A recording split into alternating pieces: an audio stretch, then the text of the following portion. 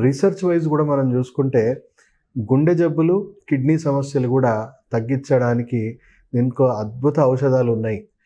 ఎక్కువ శాతం పొటాషియము, ఎక్కువ శాతం మెగ్నీషియం దీంట్లో ఉండడం వల్ల మీరు అంటే వారానికి 2-3 సార్లు తీసుకున్న వాళ్ళకి 20-30% గుండె జబ్బులు, కిడ్నీ సమస్యలు వచ్చే అవకాశం తక్కువ ఉందని చెప్పేసి పరిశోధనలు చెప్తున్నాయి.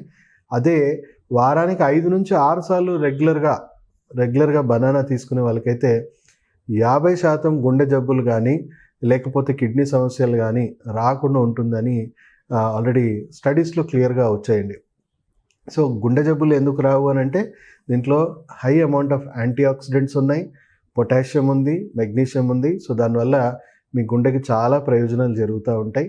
అండ్ మీకు దాంట్లో డోపమిన్ లాంటి ఒక అద్భుతమైన ఔషధం కూడా ఉంది. దానివల్ల మీకు స్ట్రెస్ తగ్గించే గుణం కూడా దీంట్లో చాలా చక్కగా ఉంది. అంటే డోపమిన్ ఎలాంటి కెమికల్ అంటే మీ బ్రెయిన్ని హ్యాపీగా ఉంచే, రిలాక్స్గా ఉంచే ఒక మంచి అద్భుతమైన కెమికల్. సో బనానా రెగ్యులర్గా తీసుకునే వాళ్ళకి ఇది ఒక మంచి శుభవార్త.